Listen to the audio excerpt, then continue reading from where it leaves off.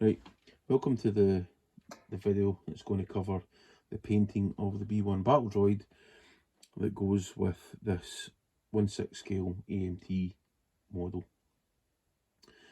The Battle Droid itself was base coated in the same grey as the S.T.A.P, which was this. I get this out of the pound store, actually. They call it the pound store, but it's actually £2.50 a can, and it's probably not the best primer in the world. It's certainly not the most expensive, but I honestly can't complain. It adheres very well to plastic. It also adheres very well to metal. It gives a nice, neat, tight bond. Doesn't leave any runs as long as it's applied properly, and dries really nice and smooth, flat, level. The odd occasion you get some rough spots, but nothing a wee rub down with a soft cloth won't smooth out. Anyway, so the Battle Droid is now being base coated and misted. Well, I said the first mist, but we'll talk about that in a second. So the base coat colour was 25 parts 1975 Depot Buff to 12 parts 1975 Reefer White. I had to make up a few batches because it took a couple of coats just to make sure we had nice, even, consistent colour across the model. I bought the Depot Buff with a view that that would be nice and close to the colour. However, it was just a bit too dark for my liking, so I thought I'm going to have to lighten it up with a bit of Reefer White. So I've done that, and I didn't want to go too light because I knew I was obviously going to be misting it, so it just seemed to work in perfect. I then misted it over with just Reefer White on its own, a couple of nice fine mist coats of that. Now I've still to add the dark grime. I don't want to go too heavy with the grime, but it does have to have a level of dirt and just, I suppose, well, grime, obviously. It just adds to the depth of the model. Obviously, we'll then move on to the weathering stages with the blast marks and stuff. I've already identified SP Dark Lark as the kind of primary just for these sort of blast marks and stuff. I think I'm also going to apply a wee bit of earth on it, just here and there, just at some of the nooks and crannies. Because I'm taking a bit of creative license with this one, I may add a couple of rust streaks here and there. Probably rattle over a wee bit of foundation as a mist. I don't know, I'll play that one by ear, I'll see how it goes. I really like the sort of the antique feel, the aged feel that the foundation will give to a model. And I'll probably go over again with another Mr. Reefer White on top of that, just to lighten things off a wee bit again. Because obviously the foundation and the dark grime are obviously darker colours. I'll see how it goes. I tend to play these things by ear. I'll do all the misting coats before I move on to the blast marks and stuff. The blast marks will really be the icing on the cake, if you like. There's not a great deal of work needing done to this model, if I'm entirely honest. Not certainly as much as the actual speeder. So you've already seen the short time lapse of me just laying down the base colour with the Reefer White and the Depot Buff. I'm completely winging this. I don't have any point of reference for my colour choices other than my eye. I think if we look at this and compare it to that, that's probably still a bit darker. However, I'm conscious that the lighting seems to be quite heavy on this when it's been photographed, and I didn't want to go too light because I knew I was going to be adding some misting coats which would again, further lighten it. So I wanted to be a wee bit darker, a bit like the rest of the colours. You know, when we done the S.T.A.P, I mean, the 1975 Rust is quite a deep colour. But then when you look at the reference material, there's obviously a bit of misting on there, so I had to take that into account as well. And when I mixed up this colour, so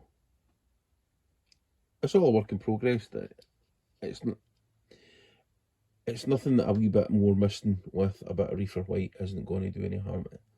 But I think before I go any further with this, I want to start looking at a wee bit of this little dark green. I know it looks grey, but there is this, I can't quite describe. I don't know if it's kind of peach or there's just this hue of it that just, it's in the kind of earthier tones. It's not quite brown, but it's certainly in the earthier tones with a sort of secondary colour that you can see through the actual overall colour. And it just adds to the weathering effect and the depth of the model. Anyway, enough rabbiting on. I'll do what I need to do, and then we'll come back in a wee second and chat about it. Right, so I have to say I'm quite happy with that. I've laid down a very light coat of the dark grime. I wanted to be quite careful with it. I wanted to just give the impression of specks of dust and dirt, but didn't want to go too heavy. And I think that was probably the right choice. I think there was every possibility that could go quite drastically wrong. So I got some of that down and then decided I think it would probably be best to add another wee layer of the reefer white just to soften off that colour again at points. And as it settles down on the model, it's not going to be blanket. There's going to be parts that are going to be slightly darker. And so it's almost a bit like sort of sun bleaching. So there will be sort of parts of the model with the slightly darker buff colour in comparison to some of the other surfaces. And it just gives a nice subtle variation to the overall appearance of the model, creating depth and weathering and that sort of thing. So that's what I was looking to achieve. I'm quite confident that I've achieved that. And it's now on to probably blast marks. Actually, no, I think what I'll do before I do the blast marks is I'll go in with 1975 Earth and just create some little corners and areas of dirt. Just accumulations here and there. I'm not going to go too heavy with it because there's always that risk of just making it look over-weathered.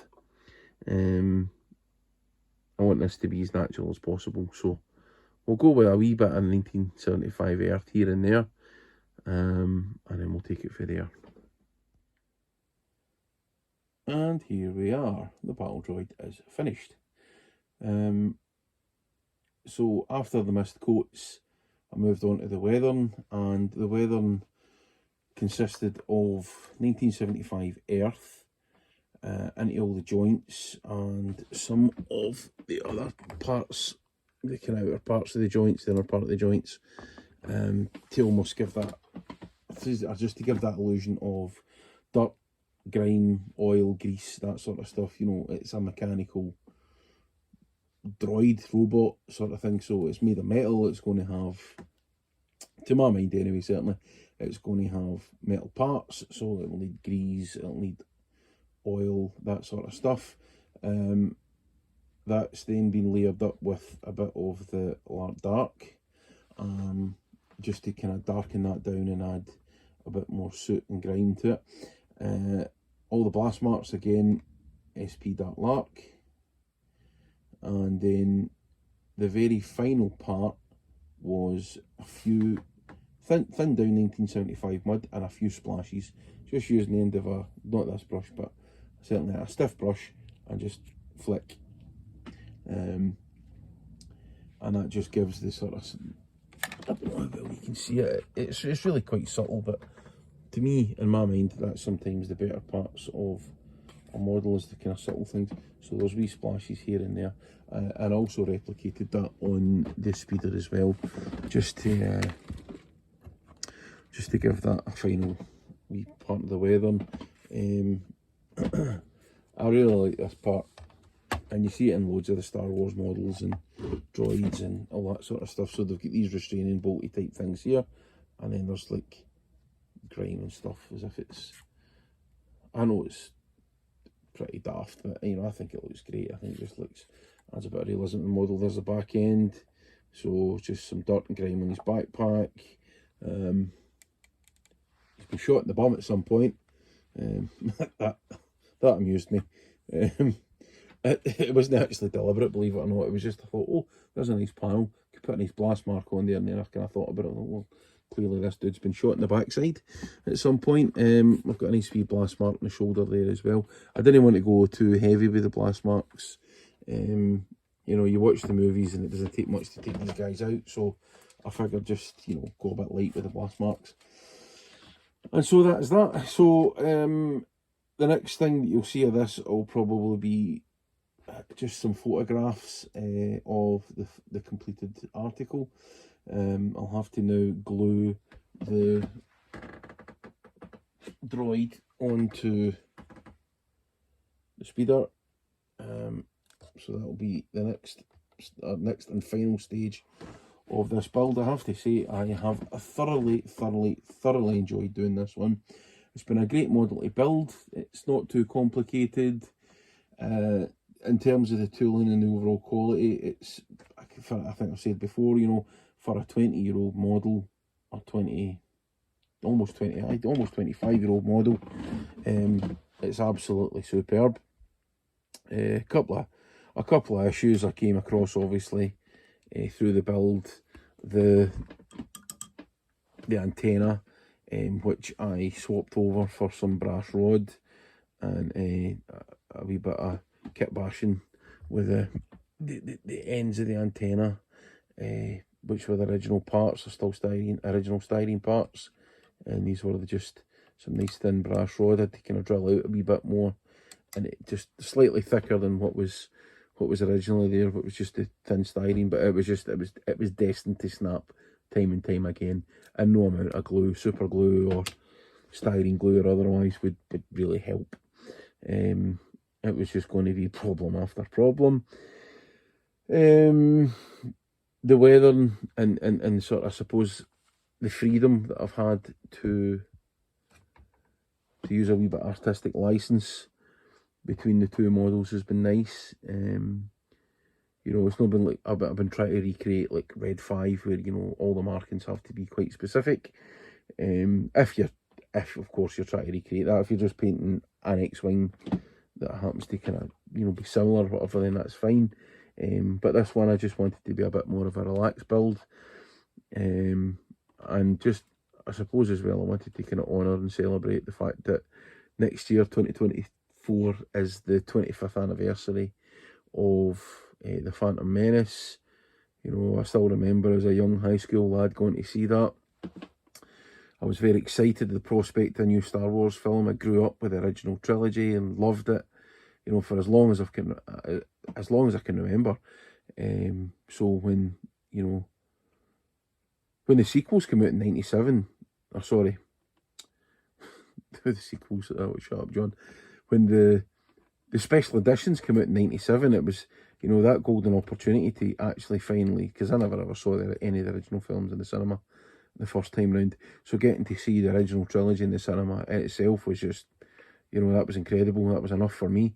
And then, of course, a short time later, Lucasfilm released the Phantom Menace, and then obviously, you know, episode 2 and 3 thereafter. And then, of course, you get to that point where you think, well, that's it, Star Wars is done. And then, obviously, Disney bought it over in 2012, and it's carrying on. And, you know, when the Phantom Menace, well, certainly when the Phantom Menace and the other prequel trilogy came out, other films of the prequel trilogy came out, it got panned. It absolutely got panned, because it wasn't the original, it was the other people grew up with.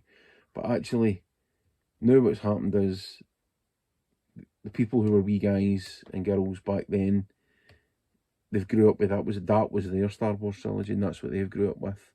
And I think that's fantastic. And I'm not going to lie, I enjoyed the prequels.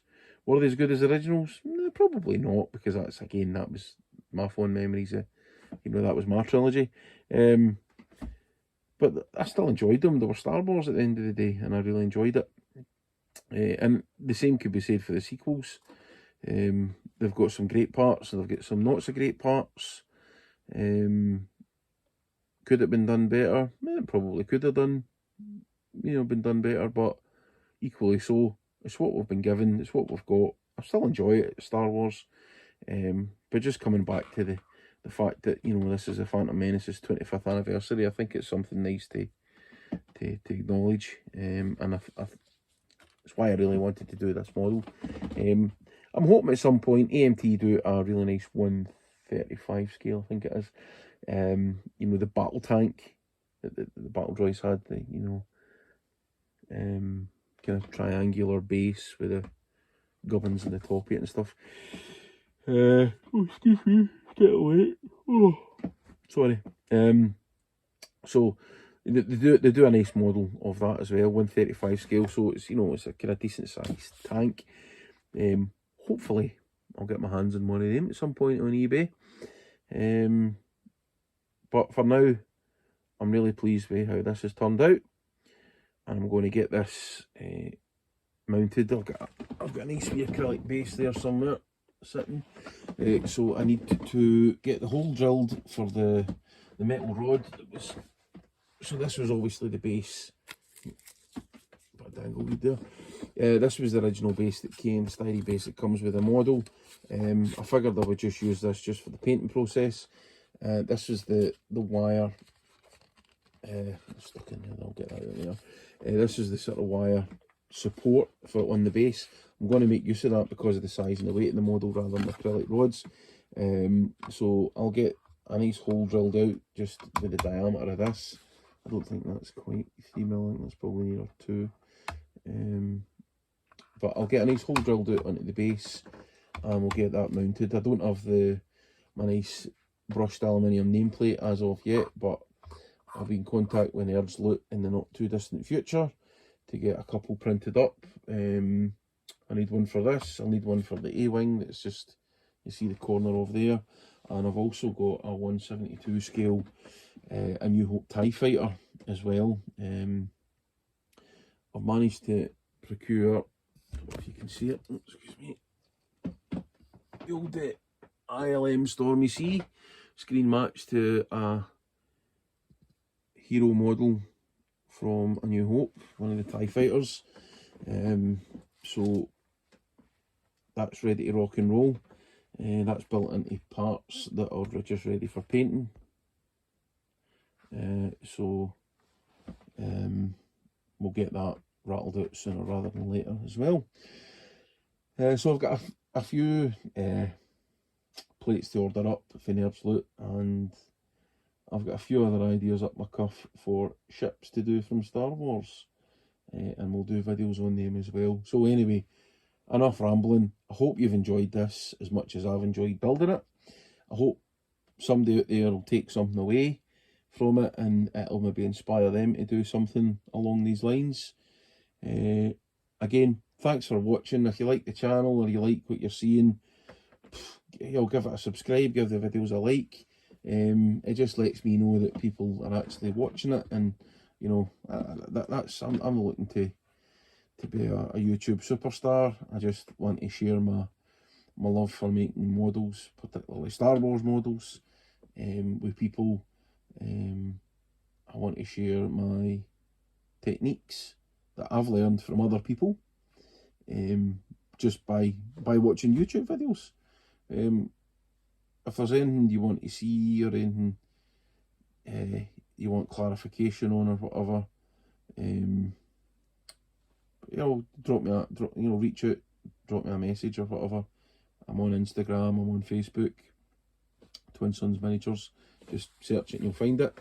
I'd love to hear from you. Thanks very much for watching, and we'll see you on the flip side. Cheers to the out. Catch you later.